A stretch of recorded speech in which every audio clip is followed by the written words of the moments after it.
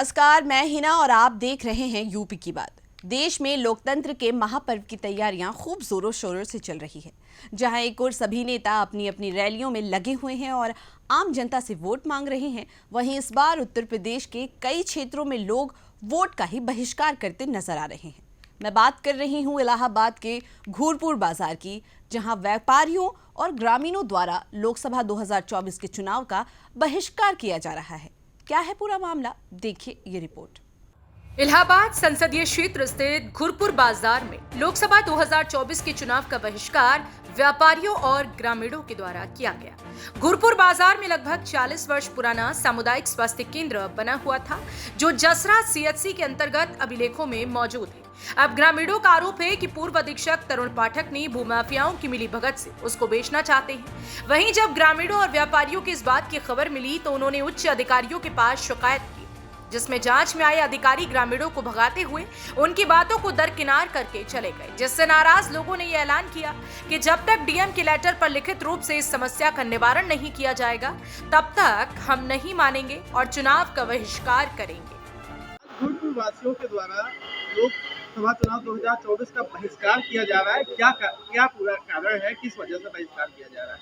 उसका कारण ये है कि ये 1984 से संचालित अस्पताल पहले नया प्राथमिक स्वास्थ्य केंद्र के नाम से जाना जाता था। उसके बाद इस अस्पताल को साजिश के तहत देवरिया ग्राम सभा को भेज दिया गया बनवाकर, और उसके बाद यहाँ प्रधानमंत्री जी की महत्वाकांक्षी योजना आयुष्मान आरोग्य मंदिर आरोग्य परमधाम चल रहा है 2016 से।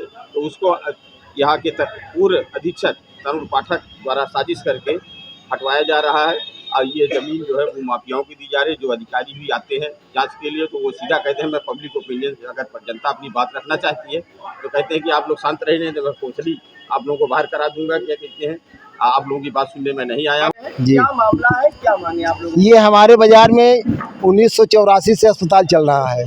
उसको कुछ लोग बीच में भी ताला जड़ दिए थे। जब तहसील से खुलवाया गया, खुला, फिर उसको बिना वजह कब्जा करना चाहते हैं अधिकारी के मिलीभगत से। राजस्व कर्मचारी भी मिले हुए हैं और स्वास्थ्य विभाग के कर्मचारी मिले हुए हैं। इसलिए हम लोगों की मांग है कि ये अस्पताल यहाँ रहनी चाहिए, नहीं तो हम लोग चुनाव का बहिष्कार करेंगे। मामला ये है कि कुछ भूमाफिया लोग मिलके इस अस्पताल को कब्जा करना चाहते हैं, जबकि ये अस्पताल 254 आबादी में है, लेकिन वो लोग इसको 253 कहते हैं, जो कि 253 ये नहीं है। इसलिए हम लोग जो है चुनाव का बहिष्कार करेंगे। हमको अस्पताल चाहिए। सब लोग इकट्ठे हुए हैं, चुनाव बहिष्कार का क्या मामला है, क्या मांगे? हमारा मामला ये है, जैसा कि आप देख सकते हैं यहाँ पर आयुष्मान आरोग्य मंदिर चल रहा है। पीछे आप देखेंगे तो आशाएं बैठी हुई हैं जो लगातार यहाँ 2015 से चल रही हैं। हॉस्पिटल यहाँ पर 1984 से चल रहा है। कुछ दबंग लोग मिल करके इसको भूमाफिया को कब्जा कराने का प्रयास कर रहे हैं। उसकी जांच में यहाँ पर कुछ अधिकारी भी आ चुके हैं। एसडीएम महोदय 12, अभी कुछ दिन पहले 11 तारीख को यहाँ पर एडीएम राजस्व भी आए थे। जब हमने उनसे अपनी बात कहनी चाहिए तो उन्होंने चुप करा दिया। जब हमने खसरे कॉपी दिखानी चाहिए तो बोले कि इस तरह खसरा हमारे पास रखा हुआ है, हम पब्लिक ओपिनियन लेने नहीं आए हैं। जो हम लोग करना चाहते हैं वो करने दीजिए, आप जब कुछ पूछा जाएगा तो हम करेंगे।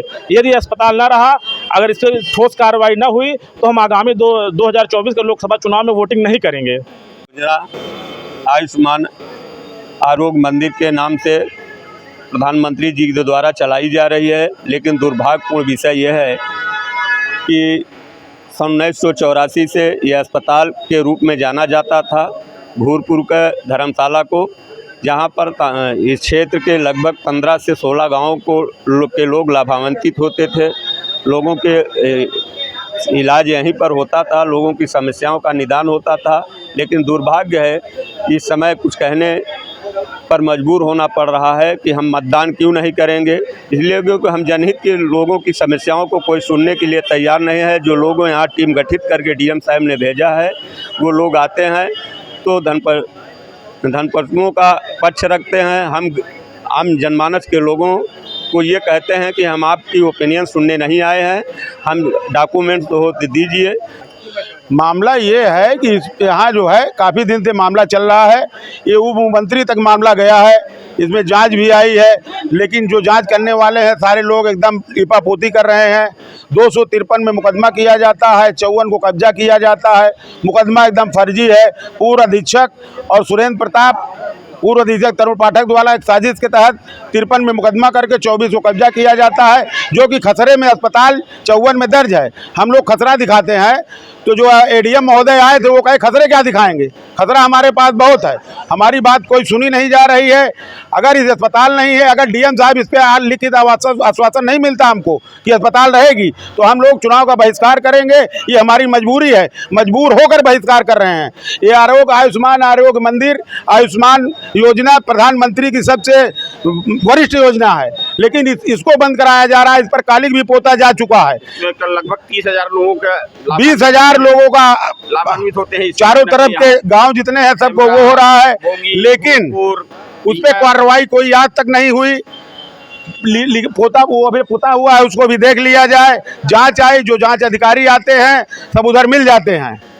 तो सुना आपने, लोग यहाँ मतदान का बहिष्कार कर रहे हैं। वो अब सिर्फ डीएम के लिखित रूप से मिले लेटर के बाद ही मतदान में शामिल होने की शर्त भी रख रहे हैं।